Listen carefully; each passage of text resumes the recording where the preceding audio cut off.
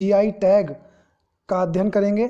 किस राज्य में किस वस्तु को जीआई टैग मिला है, इसका हम आज विस्तृत अध्ययन करेंगे। और आज का टॉपिक जो है ये बहुत ही इंटरेस्टिंग होने वाला है, इसलिए आप ये टॉपिक बहुत ही ध्यान से देखें।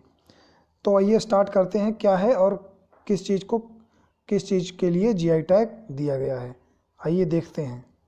तो जीआई टैग जो है जियोग्राफिकल इंडिकेशन, ये जीआई टैग बना हुआ है, जियोग्राफिकल इंडिकेशन है। तो देखते हैं जीआई टैग के बारे में कुछ इंपॉर्टेंट चीज़ें। भौगोलिक संकेतक का इस्तेमाल ऐसे उत्पादों के लिए किया जाता है जिनका एक विशिष्ट भौगोलिक मूल क्षेत्र होता है। जिस वस्तु का भौगोलिक क्षेत्र विशिष्ट होता है, कोई वस्तु है वो एक अपने क्षेत्र में उसकी अलग पहचान है, तो उस चीज़ के लिए जीआई टैग दिया जाता है। इन उत्पादों की विशिष्ट विशेषता एवं प्रतिष्ठा भी इसी मूल क्षेत्र के कारण होती है। प्रतिष्ठा और जो इस उत्पाद की विशेषता होती है वो क्षेत्र के कारण होती है। किस क्षेत्र में कौन सी चीज़ प्रतिष्ठित है, ये उसी क्षेत्र के कारण होती है। इस तरह का संबोधन उत्पाद की गुणवत्ता और विशेषता का आश्वासन देता है। जीआई टैग को औद्योगिक संपत्ति के संरक्षण के लिए पेरिस इन्वेंशन के तहत बौद्धिक संपदा अधिकारों आईपीआर के घटक के रूप में शामिल किया गया है। और अगला पॉइंट है, अंतर्राष्ट्रीय स्तर पर जीआई का विनिमय विश्व व्यापार संगठन WTO के बौद्धिक संपदा अधिकारों के व्यापार संबंधी पहलुओं पर समझौते के तहत किया जाता है। और अगला पॉइंट देखते हैं क्या कह रहा है। वही राष्ट्रीय स्तर पर यह कार्य वस्तुओं का भौगोलिक सूचकांक पंजीकरण संरक्षण अधिनियम 1999 के तहत किया जाता है। इसका जो पंजीकरण और संरक्षण 1999 के तहत किया जाता है और यह 2003 में लागू हुआ था। जीआई टैग जो वस्तुओं को दिया जाता है ये 2003 में लागू हुआ था। अगला पॉइंट है, वर्ष 2004 में दार्जिलिंग टी जीआई टैग प्राप्त करने वाला भारत का पहला उत्पाद है। जो दार्जिलिंग की चाय है वो 2004 में जीआई टैग प्राप्त करने वाला भारत का पहला उत्पाद है। भौगोलिक संकेतक का पंजीकरण 10 वर्ष के लिए मान्य होता है। ये जो इसका पंजीकरण किया जाता है 10 वर्ष के लिए मान्य रहता है। अगला पॉइंट देखते हैं क्या कहता है इसका जीआई टैग से संबंधित। तो हाँ, अब ये जीआई टैग किन किन वस्तुओं को दिया गया है, तो केरल का जो तिरूर पान का पत्ता है, तिरूर पान के पत्ते को जीआई टैग मिला है। इसकी खेती केरल के मलपुरम जिले के तिरूरागढ़ी, कट्टीपुरम आदि स्थानों में की जाती है। इस पत्ते में कई औषधीय गुण होते हैं। इसका उपयोग औषधीय तथा उद्योग में किया जाता है। ये जो पान का पत्ता है, इस पान के पत्ते में बहुत सारे गुण होते हैं। जैसा कि भी हमने बताया कि ऐसी चीज़ को जीआई टैग दिया जाता है जो अपने क्षेत्र में एक विशिष्ट उसकी पहचान रखती हो। तो ये इस पान के पत्ते की विशिष्ट पहचान क्या है कि औषधीय गुण है इसमें, और यह औद्योग के काम में भी आता है, और औषधीय गुण है और यह औद्योग के काम में भी आता है, इसलिए इसको जीआई टैग दिया गया है। अगला देखते हैं, अगला पॉइंट है, अगला मिजोरम का जो ताहलोपुआन फैब्रिक है। मिजोरम में जो ताहलोपुआन फैब्रिक है जिससे ये कपड़े बनाए गए हैं उसको जीआई टैग दिया गया है। इस कपड़े का निर्माण मिजोरम में किया जाता है। ये जो फैब्रिक वाला कपड़ा है इसका निर्माण मिजोरम में किया जाता है। इसका निर्माण मुख्य रूप से आइजोल तथा थेनजाल में किया जाता है। और ये जो मिजो पुआंचई साल जो है यह एक रंगीन साल है। यह मिजो उत्सव तथा नृत्य आदि में उपयोग किया जाता है। मिजो उत्सव जो होता है मिजोरम में, उसमें यह उपयोग किया जाता है।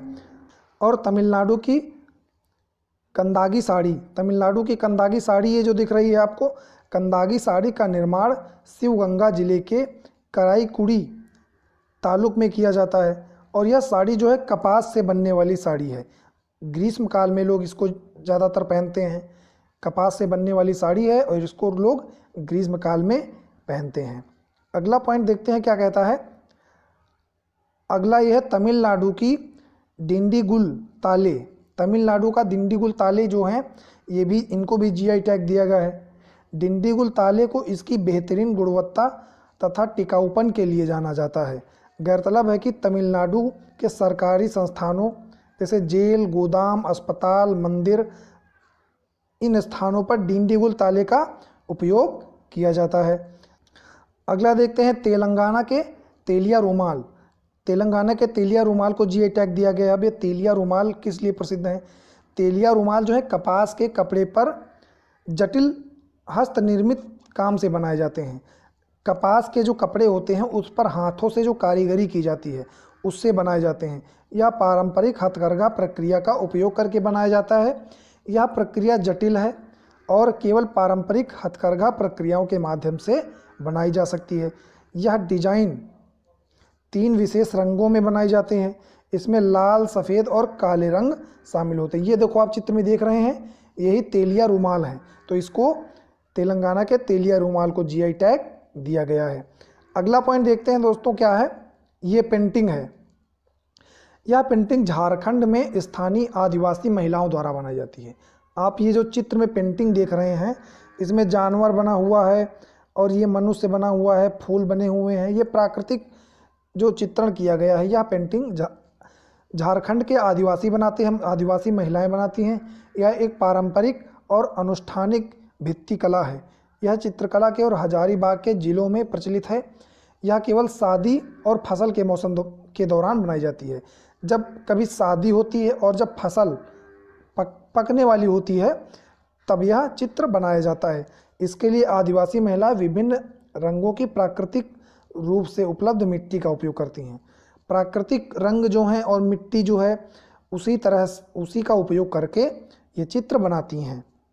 तो ये पेंटिंग हो गई। ये आप चित्र में देख रहे हैं कश्मीरी केसर है। कश्मीरी केसर है। कश्मीरी केसर को जीआई टैग मिला है। कश्मीरी घाटी में केसर की खेती को भौगोलिक संकेतक प्राप्त है। भौगोलिक संकेतक मतलब जीआई टैग प्राप्त है। कश्मीर में जो है केसर की खेती होती है और ये केसर के जो फूल होते हैं गहरे लाल रंग के होते हैं और इसकी सुगंध भी बहुत ज़्यादा होती है। सुगंध भी इसकी बहुत ज़्यादा होती है। इसे किसी रसायन को जोड़ने के बिना संसाधित किया जाता है। कश्मीर केसर जो है दुनिया का एकमात्र केसर है जो 1600 मीटर की ऊंचाई पर उगाया जाता है। सबसे ज़्यादा ऊंचाई पर उगाया जाता है। दुनिया का एकमात्र ऐसा केसर है। तो यह भी याद करने वाला पॉइंट है कि कश्मीर केसर दुनिया का एकमात्र केसर है जो 1600 मीटर ऊंचाई पर उगाया जाता है। कश्मीर केसर एक विश्व प्रसिद्ध मसाला है और पुलवामा, किश्तवाड़, बड़गाम और श्रीनगर क्षेत्रों में उगाया जाता है। तो कश्मीरी केसर आपने अभी ये चित्र में देखा, ये कश्मीरी केसर है और इसको जीआई टैग प्राप्त है। अगला दोस्तों देखते हैं, ये हो गया ये अब 9 नंबर। ये मणिपुर का काला चावल, चाक हाओ जिसको कहते हैं। ये जो मणिपुर का काला चावल है इसको चाक हाओ भी कहते हैं। अब इसको भी जीआई टैग प्राप्त है। आप चित्र में देख रहे हैं ये मणिपुर का काला चावल है, इसको चाक हाओ कहते हैं। और थोड़ा सा आपको जूम करके दिखाते हैं, ये देखो ये मणिपुर का काला चावल है। तो दोस्तों इसके बारे में कुछ इंपॉर्टेंट फैक्ट जानते हैं। इस चावल की किस्म का रंग गहरा काला होता है और अन्य चावल की किस्में जैसे भूरे चावल आदि की तुलना में वजन अधिक होता है। चावल का वजन अधिक होता है और यह मुख्य रूप से एथोसाइनिन एजेंट के रंग के कारण यह काला होता है। चावल मिष्ठान, दलिया बनने के लिए उपयुक्त किया जाता है। इसका उपयोग चीन की पारंपरिक ब्रेड, नूडल्स और राइस केक व्यंजन बनाने में किया जाता है। तो इस काले चावल का उपयोग चाक हाओ का क्या क्या बनाने में किया जाता है? ब्रेड, नूडल्स, राइस केक और विभिन्न प्रकार के व्यंजन बनाने के उपयोग में किया जाता है। ये अब 10 नंबर पॉइंट क्या कह रहा है, ये गोरखपुर का टेराकोटा। ये आप इस देख रहे हैं मिट्टी के जो चित्र दिख रहे हैं, हाथी और ऐसे ही बहुत से जो चित्र रखे हुए हैं मिट्टी के, ये गोरखपुर का टेराकोटा, इसको भी जीआई टैग प्राप्त है। तो इसके बारे में कुछ जानते हैं। गोरखपुर का जो टेराकोटा है बहुत सदियों पुराना ये है। शहर के कुम्हार हाथी, घोड़े जैसे जानवरों की आकृतियां बनाते हैं जीआई टैग जो इनको दिया गया है इस टेराकोटा को, इससे इनकी आय को बढ़ाने में मदद मिलती है। विशिष्ट पहचान के कारण आय बढ़ाने में इनकी मदद मिलती है। अगला पॉइंट देखते हैं, ये अगला रहा कोविलपट्टी की किदलाई मिठाई। कोविलपट्टी के किदलाई मिठाई, ये आप कैंडी देख रहे हैं, इसमें मूंगफली के दाने और गुड़ टाइप का कुछ चिपका हुआ है, तो इसके बारे में कुछ जानते हैं। किदलाई मिठाई एक मटर के कैंडी है जो तमिलनाडु के दक्षिण भागों में बनाई जाती है। कैंडी को ग्राउंड नट और गुड़ से तैयार किया जाता है। पानी का विशेष रूप से थामीब्रानी नदी का उपयोग किया जाता है। क्षेत्र के उत्पाद के अनुसार इस विशेष नदी का पानी कैंडी का स्वाद बढ़ाता है। थामीब्रानी नदी पश्चिमी घाट से निकलती है और मन्नार की खाड़ी में बहती है। यह तमिलनाडु की एक बारहमासी नदी है। कौन सी नदी बारहमासी नदी है? थामीब्रानी नदी, ये वाली। तो ये किदलाई मिठाई हो गई।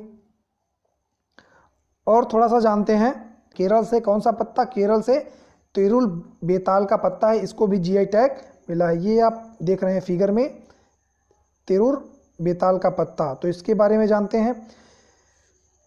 केरल से तिरुल सुपारी की खेती मुख्य रूप से मल्लपुरम जिले के तिरूर, तानूर, तिरुरागढ़ी, कट्टीपुरम, मल्लपुरम, वेंगारा ब्लॉक पंचायत में की जाती है। इसकी हल्की उत्तेजक प्रक्रिया और औषधीय गुण के लिए इसका महत्व है। भले ही यह आमतौर पर चबाने के लिए, पान मसाला बनाने के लिए उपयोग किया जाता है, लेकिन इसमें कई औषधीय, औद्योगिक और सांस्कृतिक उपयोग हैं और इसे सांस और पाचन संबंधी विकारों के लिए एक उपाय के रूप में माना जाता है। तो इसके बहुत सारे गुण हैं, तो इसको भी जीआई टैग मिला है। ये आप चित्र में देख रहे हैं, केरल में ये पाया जाता है, तिरूर बेताल का पत्ता है ये। तो ये रहे कुछ जीआई टैग। आगे भी बहुत सारे अभी बाकी हैं, उनके बारे में हम अगले वीडियो में डिस्कस करेंगे। तो आज यहीं तक है। एक बात और दोस्तों, इसी तरह के हमने पर्यावरण अध्ययन के 3 वीडियो अभी तक हमने बनाए हैं, जो डेली पर्यावरण अध्ययन का ये वीडियो पड़ जाता है। अगर आप देखना चाहते हैं तो नीचे डिस्क्रिप्शन बॉक्स में पर्यावरण अध्ययन के नाम से लिंक पड़ी हुई है, उस पर क्लिक करके आप देख सकते हैं। और यूपी जीके का अगर वीडियो देखना चाहते हैं, यूपी जीके में यूपी से संबंधित सभी प्रकार की जानकारी दी हुई है, तो नीचे डिस्क्रिप्शन में यूपी स्पेशल के नाम से लिंक दी हुई है, उस पर क्लिक करके देख सकते हैं। और अगर साइंस का वीडियो देखना चाहते हैं तो डिस्क्रिप्शन बॉक्स में साइंस के नाम से लिंक दी हुई है, उस पर क्लिक करके आप देख सकते हैं। दोस्तों, इसका ये फर्स्ट पार्ट था जीआई टैग का। आगे भी इसका पूरा हम अध्ययन करेंगे और इसके कई पार्ट आने वाले हैं।